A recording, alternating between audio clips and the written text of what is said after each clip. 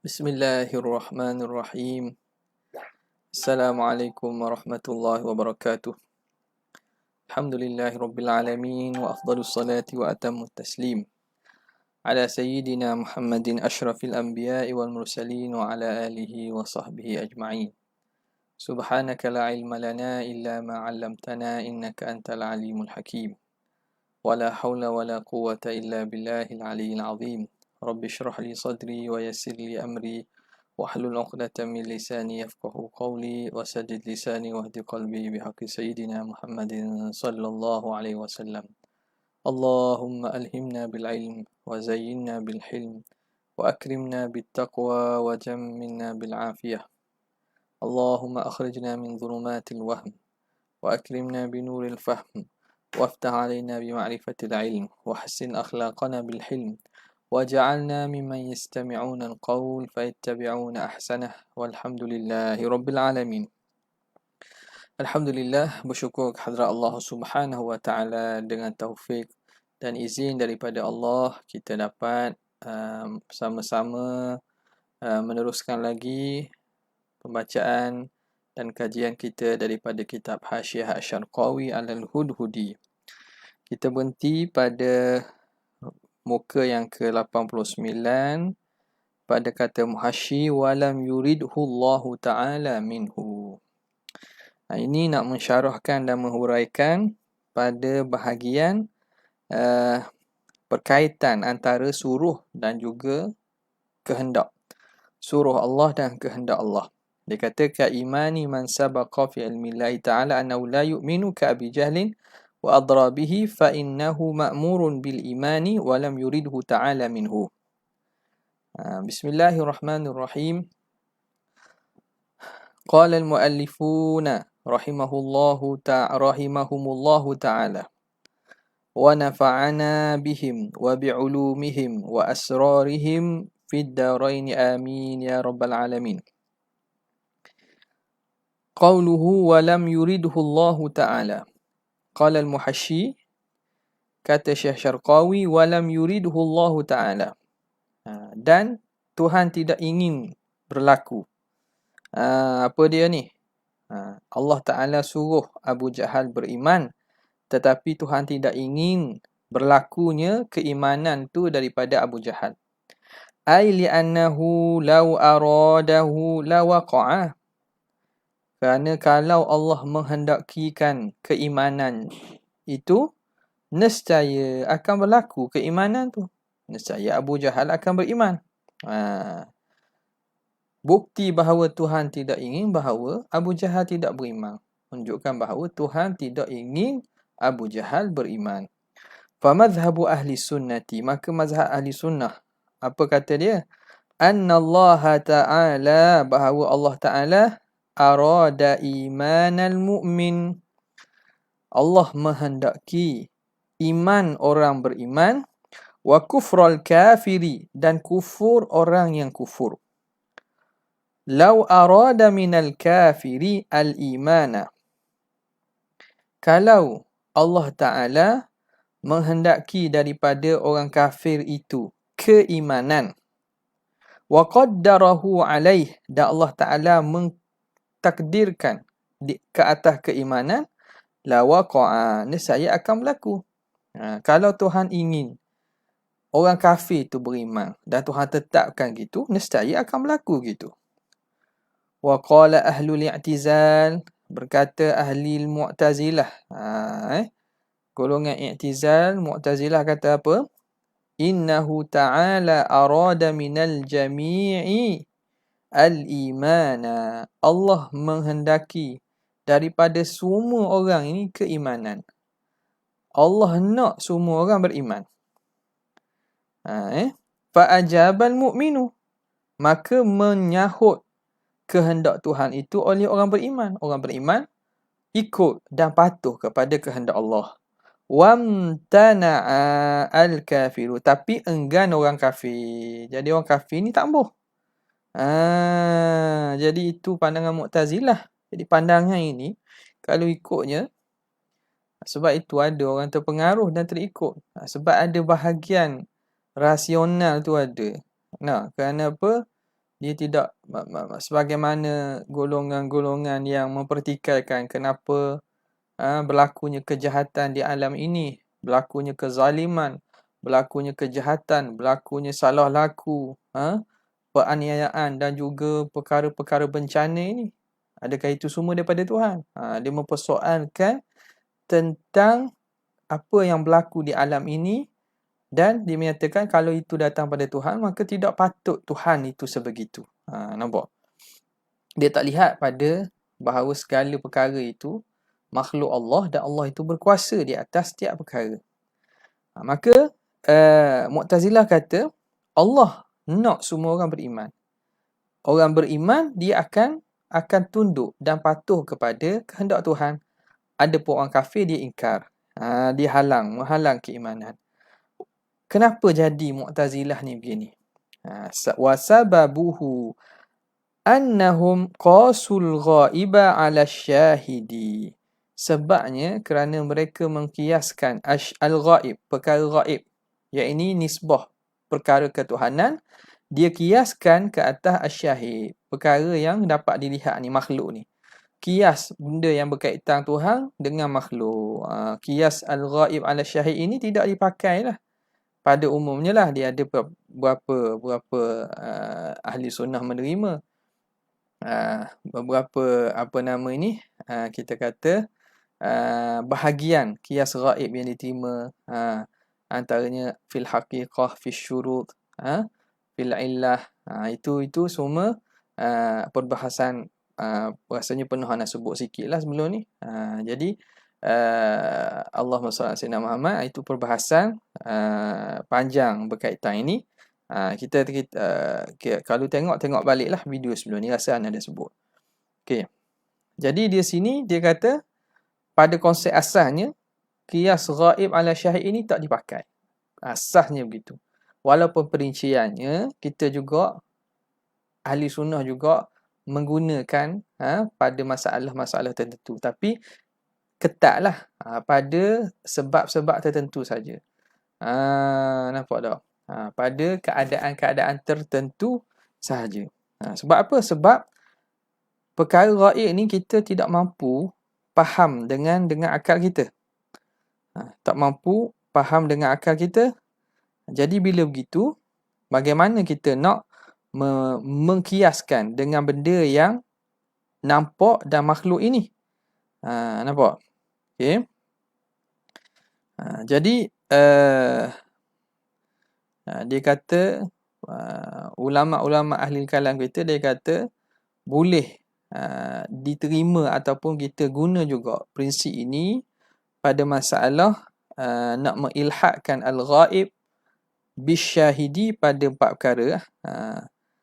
Dia panggil al-jami', perkara asbab yang menghimpunkannya ada 4, iaitu bil haqiqah, al-jam'u bil haqiqah, kemudian al-jam'u bid dalil, kemudian al-jam'u bisyarti, dan seterusnya ialah al-jam'u bil illah.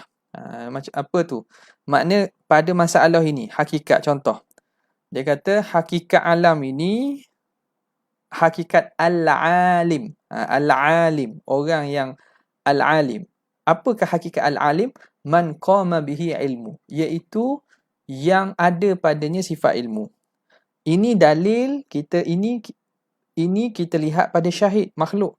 Maka Tuhan pun gitu lah. Bila Tuhan, Allah kata wa huwal alimul khabir. Al-alim, nisbah makhluk. Al-alim ialah man qama bihi ilmu. Dah Allah Ta'ala sama. Jadi tu, pada aspek-aspek begitu, ahli sunnah juga menggunakan qiyasul al-ghaib ala syahid. Nampak tak?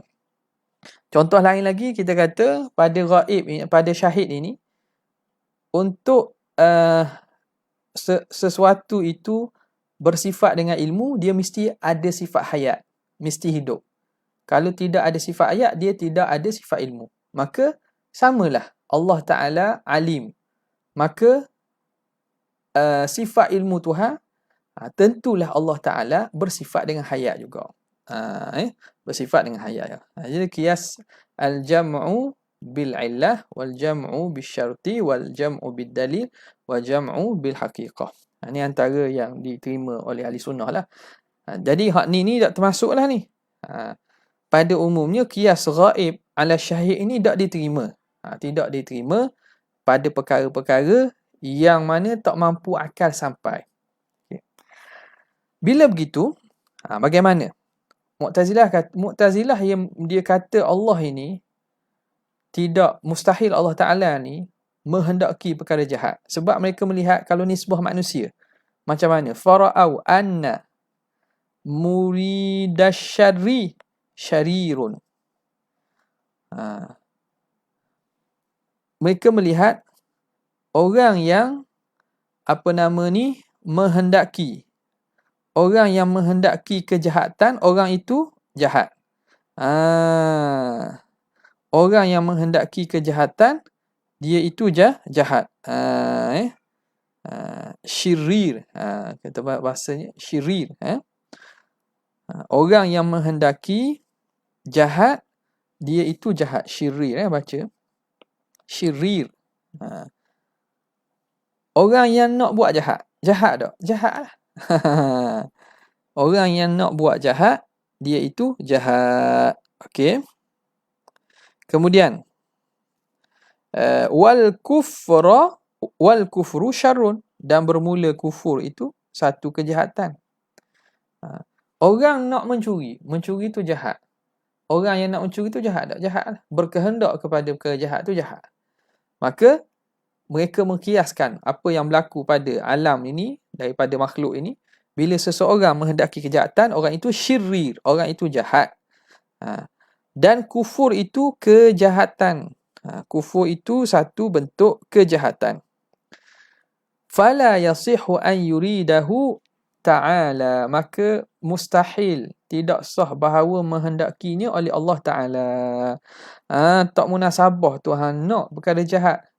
Bidalili qawlihi, berdasarkan dalil firman Allah Ta'ala, wala yarda li'ibadihil kufra, Allah tidak reda bagi hambanya akan kekufuran. Maknanya Tuhan tak reda. Tengok, dia mafhum rida dengan mafhum iradah tu dia sama. Dia kaitkan Mu'tazilah. Jadi kata bila Tuhan tak reda, Tuhan tak nak. Bila Tuhan tidak reda kufur, maknanya Tuhan tidak nak kufur. Itu perkataan Mu'tazilah. Wa ajaba ahlus sunnati, dan menjawab oleh ahli sunnah, bi anna muridash syarri, yang menghendaki kejahatan itu, syirirun, dia itu jahat, fi haqqil makhluqin, pada hak makhluk.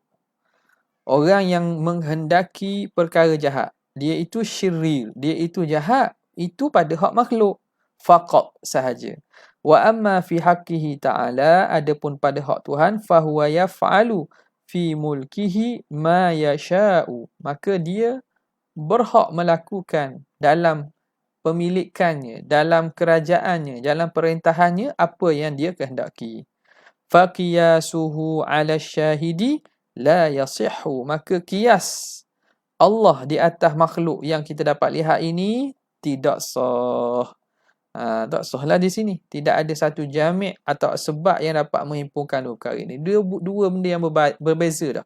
Dua sistem yang berbeza dah. Dua makam yang berbeza dah. Ini makam ketuhanan, ini makam makhluk. Wa amma qawluhu ta'ala wa la yarda li'ibadihil kufra, adapun firman Allah Ta'ala pula tu. Macam mana nak jawab? Dah Tuhan khabar, dia tidak reda bagi hambanya kekufuran.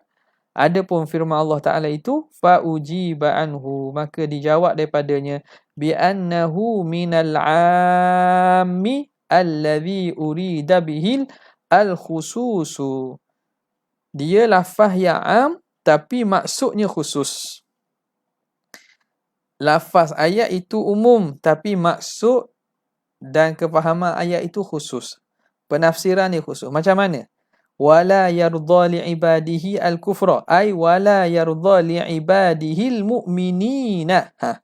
Tuhan tidak reda daripada hambanya yang beriman, minal malaikati wa mu'minil insi wal jinni, daripada para malaikat dan orang-orang mukmin lelaki, mukmin manusia dan jin. Orang itu yang Tuhan tidak redha kufur tu, yang Tuhan tidak hendaki kufur tu. Nampak tak? Daripada mana? Daripada malaikat dan orang mukmin, manusia dan jin. Wahumul ladzina qala Allah Ta'ala fi haqqihim, mereka itulah yang Allah Ta'ala sebut pada hak mereka, inna ibadi laisa laka alaihim sultan, sesungguhnya hamba-Ku tidak ada bagi kamu hai syaitan, tak ada penguasaan, kamu tak boleh nak menguasai hamba-Ku. Fahuwa wa in kana amman fil lafzi, walaupun ayat itu am pada lafaz, khassun fil makna, tapi dia itu khas pada makna. Okey. Jadi di situ salah satu cara penafsirannya lah, iaitu dengan ditafsirkan ayat itu bahawa ayat ini memaksudkan hamba-Nya yang beriman. Maka hak tu yang Tuhan tidak redha dengan maksud Tuhan tidak hendak jugalah. Okey. Kita tengok dulu. Umpamanya macam mana? Mana perkara lafaz am tapi maksud khusus. Ni banyaklah. Ka qaulihi ta'ala, seperti firman Allah Ta'ala, ainan yashrabu biha ibadullah. Ainan yashrabu biha ibadullah yufajjirunaha tafjira. Ainan yashrabu biha ibadullah, mata air yang diminum akannya oleh hamba Allah. Ibadullah sini siapa? Fa innal murada, yang dimaksudkan dengan ibadullah ini ba'dul ibad, sebahagian hamba Tuhan. Mata air di syurga ini yang diminum oleh hamba Allah. Ibadullah sini semua hamba Allah ke minum mata air dalam syurga? Tak. Hanya sebahagian sahaja. Orang masuk syurga lah. Orang kafir pun tetap hamba Allah. Duduk dalam neraka boleh minum tak? Tak boleh minum. Jadi ibadullah di sini lafaz yang am yuradu bihil khusus, tapi maksudnya khas. Maksudnya hamba sebahagian sahaja. Okey. Fal muradu ba'dul ibad. Fa innal murada ba'dul ibad. La kulluhum, bukan semua sekali. Wa ajaba ba'duhum, dan sebahagian mereka menjawab tentang ayat ni bi annal iradata ghairur ridha.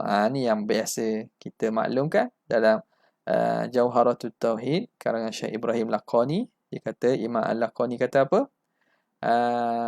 Wa qudratun iradatun wa ghayarat amran wa ilman wa ridha kama thabat. Wa ghayarat, iradat itu wa ghayarat berbeza. Iradat itu berbeza, amran wa ilman wa ridha, suruh, ilmu dan ridha.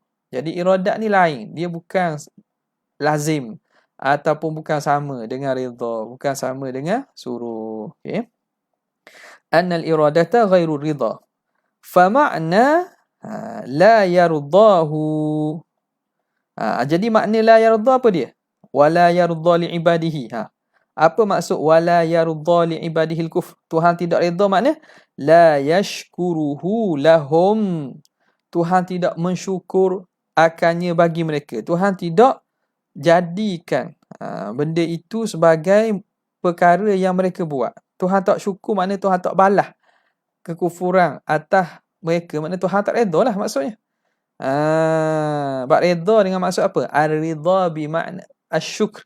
Asyukr dengan makna ithabah, membalas pahala. Itu satu. Au la yardahu dinan masyru'an lahum, ataupun Allah tidak redha kufur itu sebagai agama yang disyariatkan bagi mereka. Okey. Itu. Nampak? Jadi itu sebahagian daripada tafsiran ayat itu. Wattamassuku bil ayati, dan berpegang dengan ayat itu, mabniyun ala taradufihima, dibina di atas pandangan yang mengatakan taraduf.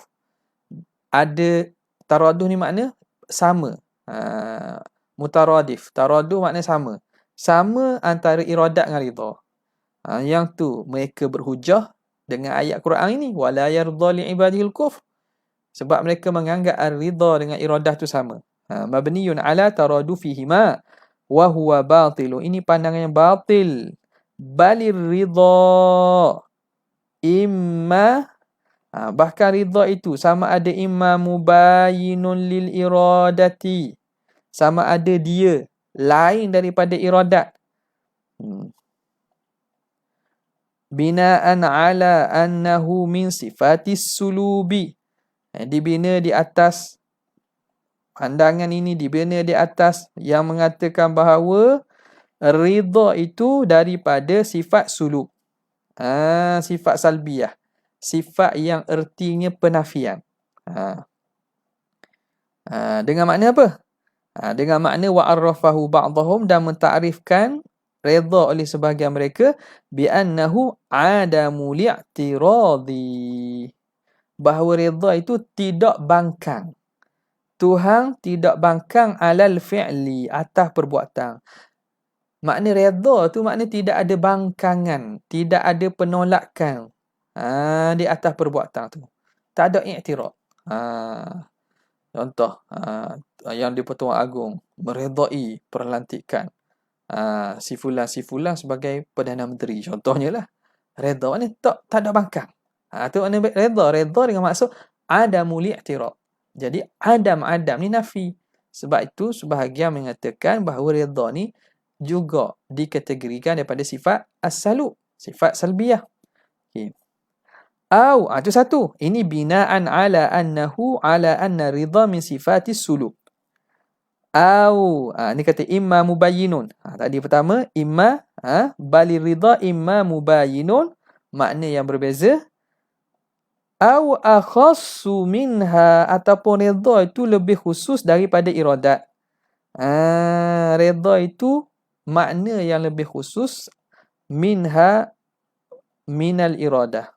Li'annaha, kenapa? Li'annal iradah tutlaku bi'izai ma'nayaini.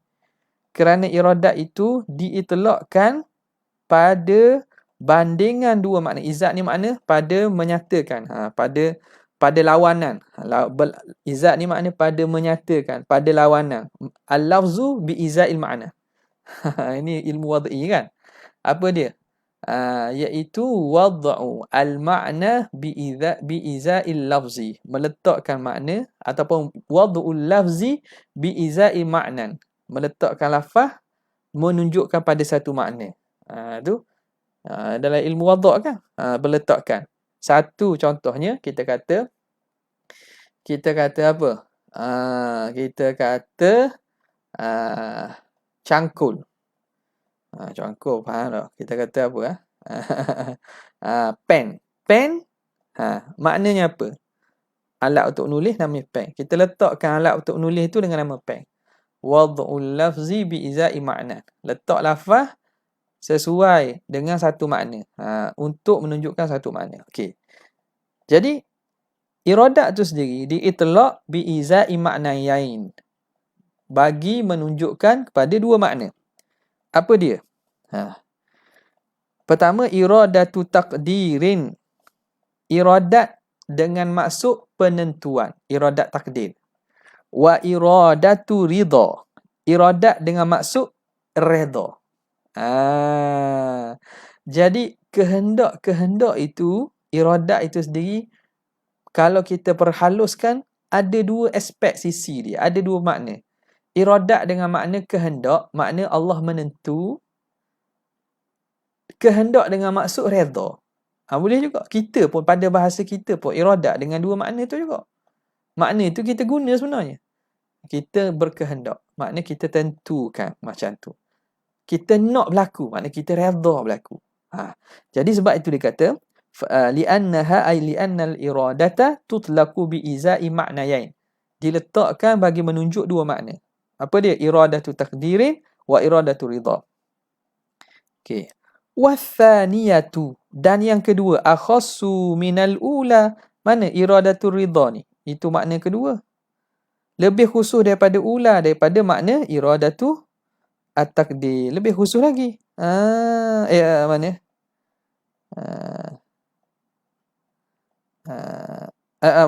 Tak kena ni. Athani tu kena pada mana? Athani tu kena kepada athani, kena pada ar-ridha. Lebih khusus daripada yang pertama, daripada al-iradah. Kena tak tu kita tengok Yang kedua, makna lafaz ridha itu lebih khusus daripada iradah, kerana iradah itu maknanya merangkumi dua. Tapi ridha itu hanya salah satu daripada makna iradah. Farridha, maka ridha itu imma akhassu min mutlaqil iradati. Maka dikhulasahkan balik. Redha itu sama ada dia lebih khusus daripada mutlak makna iradat yang umum, au mubayyinun, ataupun redha itu berlainan laha lil iradah. Lain terus makna redha dengan iradat. La muradifun laha. Bukan redha itu muradif, sama makna dengan iradat. Khilafan lil mu'tazilah. Menyalahi bagi pandangan mu'tazilah. Okay, jelas Okay. Boleh. Qauluhu ma'a taqaddumihi.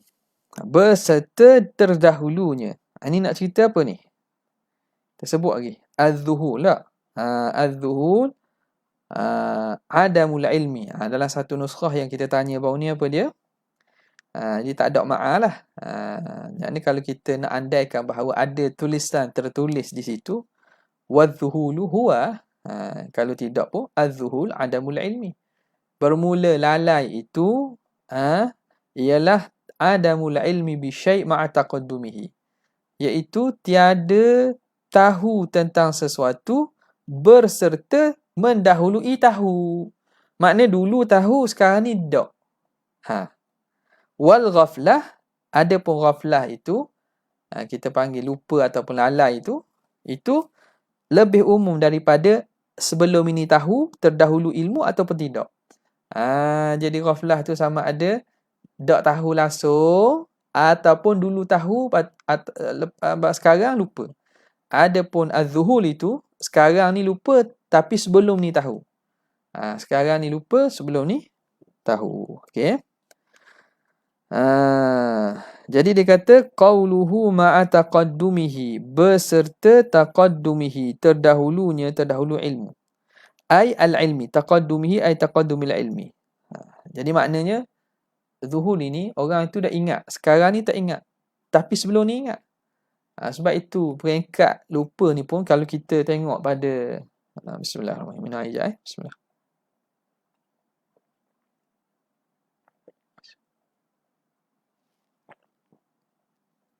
Tengok kepada bentuk-bentuk lupa ni banyak jenis juga. Bentuk lupa dan lalai. Kadang-kadang kita jumpa orang tu tak, kita rasa macam kenal, tapi kita tak ingat. Rasa macam kenal, nama tak ingat. Nama tu kita makna dulu kita tahu, sekarang ni kita tak tahu. Tak tahu nama tu, tapi kita rasa ingat. Jadi tak hadir, tidak hadir pada fikiran kita itu nama dia. Tapi kita tahu bahawa terdahulunya kita tahu nama dia. Tapi sekarang ni rasa macam kenal ni, jumpa kat mana ni? Contohnya, jumpa kat mana? Kita dahulu tahu tapi sekarang ni hilang. Apa lagi? Ada juga kadang-kadang terlalai panggil. Bentuk lalai. Ada kadang tak tahu langsung, tak ingat langsung. Tak ingat langsung. Makna tak tahu. Itu satu benda juga tu. Lupa dah nama dan tak ingat langsung dah. Ada juga yang kadang-kadang lalai dengan cara mana? Kita panggil, kita kata khayal ataupun nganu sebut kemamar. Kemamar ni makna tak perasan. Ni macam contoh macam kita lalu naik kereta dan naik motor. Nampak dah lampu merah. Nampak dah sepatutnya kita tekan brek. Tapi kita tekan minyak. Kita nak tekan brek tapi salah tekan minyak. Tersalah tu. Jadi makna itu lalai. Mama. Kita nampak dah lampu merah tapi kita tak tekan brek. Okey. Jadi itu bentuk-bentuk kita kata dia itu semua mencacatkan bagi iradah. Dia mencacatkan bagi iradah. Iradah tak sempurna. Sebab apa? Ni tadi tak ingat, tersalah. Okey. Qawluhu ma'a taqaddumihi ay al-ilmi. Wa yu'khadhu min dhalika. Maka difaham daripada demikian itu. Anna bainahuma umuman wa khususan mutlaqan. Antara ghaflah dengan zuhul umum, khusus mutlaq. Macam mana? Ghaflah umum. Ghaflah umum. Zuhul khusus. Dia alaqah umum khusus mutlaq. Fakullu zuhulin ghaflatun. Setiap yang lupa atau lalai, atau kita kata lalai lah, itu dia panggil ghaflah. Wala aksu. Tidak sebaliknya. Tidak sebaliknya. Bukan makna setiap ghaflah itu zuhul. Okay. Wal farqu bainahuma. Dan beza antara zuhul ghaflah wa bainan nisyan. Antara nisyan. Apa beza? Kita ni kadang bahasa Melayu kita panggil lupa belaka. Tapi di segi bahasa Arab dia ada bezanya. Ghaflah, zuhul, nisyan, sahwun. Jadi ada perbezaan sikit. Sebahagian ada mengatakan sama, ada yang mengatakan ada beza. Apa beza antara zuhul, ghaflah dan juga nisyan? Annahuma ay anna zuhula wal ghaflata zawalu syai'i minal hafizati. Zawalu syai'i minal hafizati ma'a baqaihi fil mudrikah.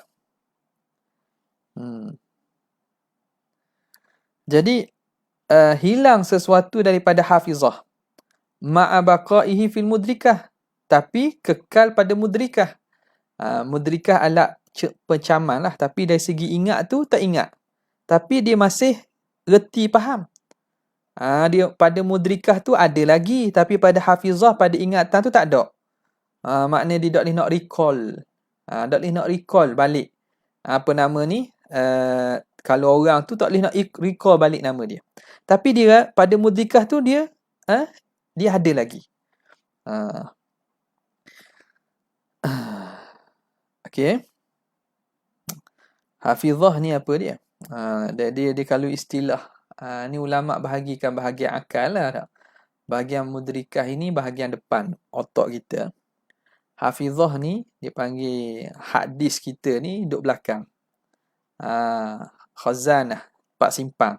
Tempat simpang biasa duduk belakang. Itu dari segi apa nama ni, yang dibuat oleh para ulama hukama atau ahli kalam lah. Diletakkan begitu.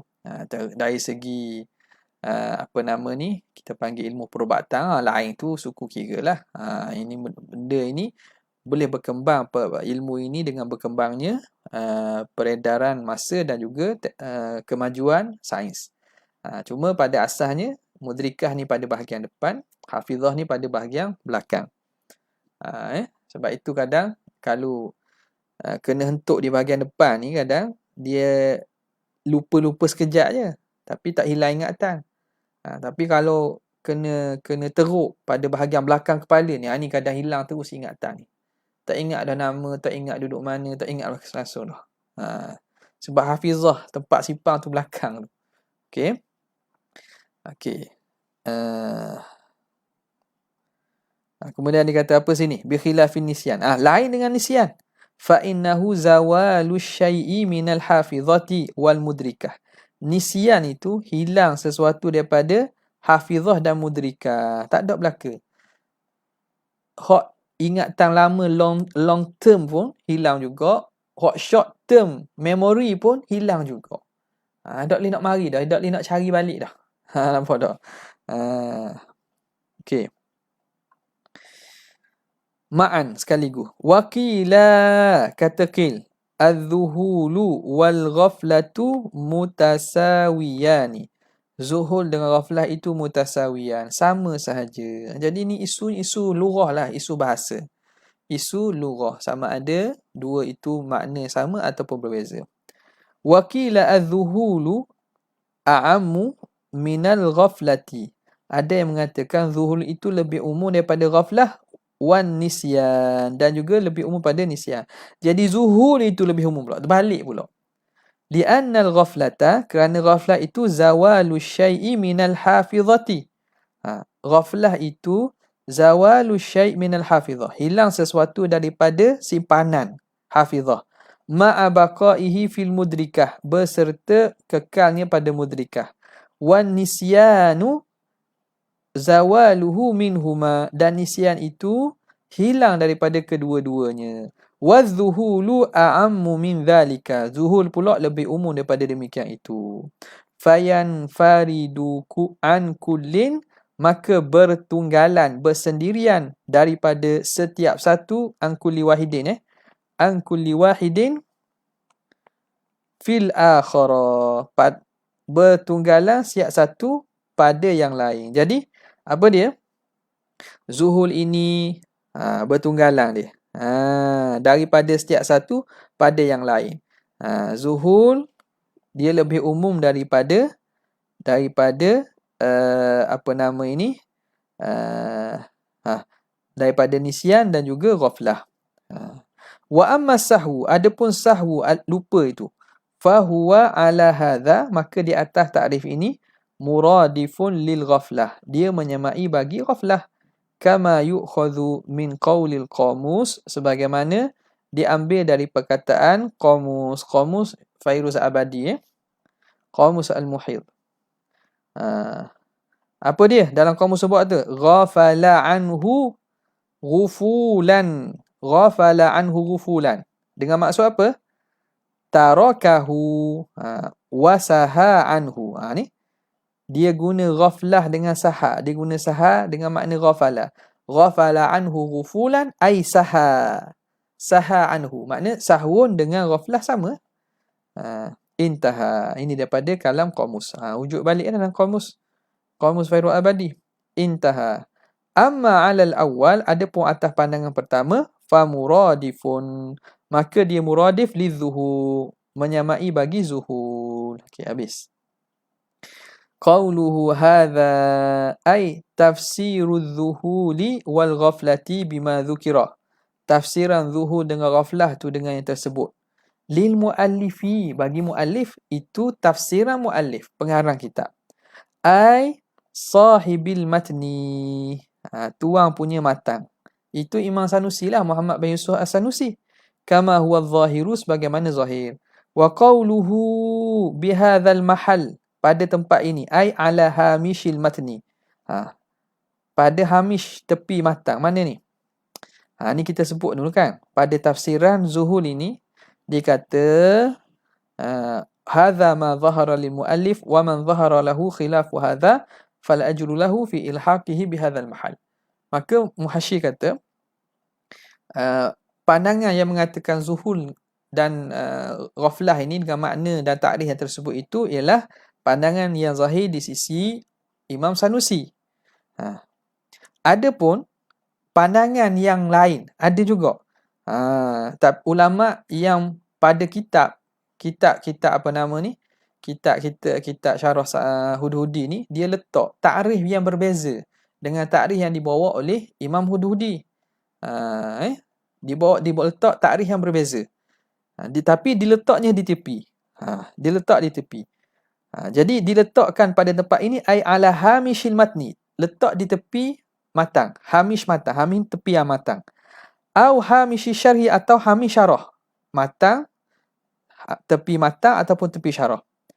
Au fi ta'lifin lidzalika syakh, ataupun pada penulisan kitab orang tersebut. In allafa ta'lifan, kalau dia ada tulis penulisan berkaitan itu. Fi hadza sya'ni, berkaitan dengan isu dan perkara ini. Nampak? Imma matnan, sama ada dia tulis itu matnan, dia tulis matan, au syarhan, ataupun syarah, ala hadzal matni, di atas matan Sanusi ni juga. Au ghairihi, atau matan lain. Itu maksud ilhaquhu bihadzal mahal. Diletakkan takrif berbeza itu pada tempat ini, maknanya diletak pada tepi. syarah atau tepi matang, ataupun kalau ada dibuat kitab sendiri, sama ada matang atau syarah bagi kitab ni diletak di situ. Walaisal muradu, bukan yang dimaksudkan ilhaqahu fi sulbil matni, bukan dia letak takrif dia yang dibawa berbeza itu diletak dalam matang awi syarhi atau letak dalam syarah. Lianna dzalika la yajuzu, kerana perbuatan itu tidak harus. Kitab orang mana kita boleh ubah kita letak takrif kita. Tak, kitab muallif ataupun syarih tiba-tiba kita letak takrif kita dalam tu, tak betul tu, orang panggil khianah ilmiah, tidak amanah dalam ilmu. Jadi kita berhenti sinilah untuk jawab azan sekejap. Kita berhenti sekejap.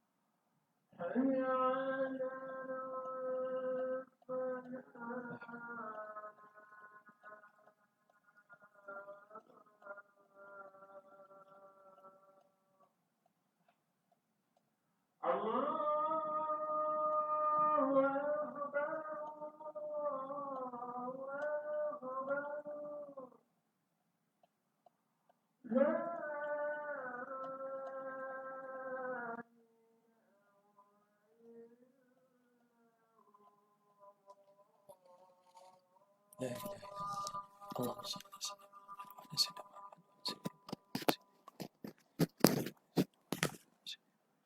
Allahumma ati sayyidina.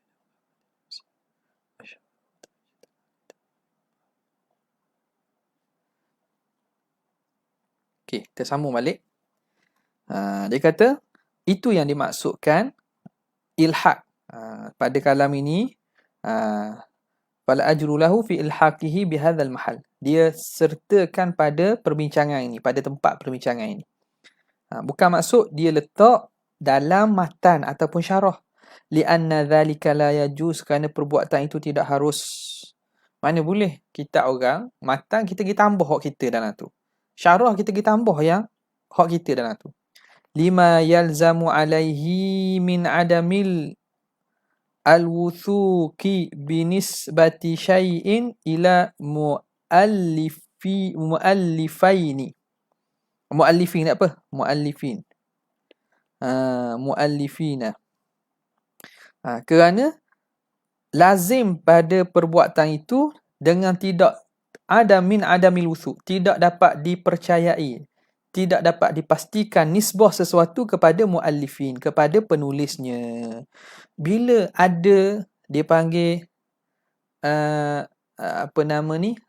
ada masuknya tangan-tangan lain yang mengacau tulisan yang telah ada, jadi macam mana orang nak yakin ini betul muallif tulis ke ini tambahan orang lain?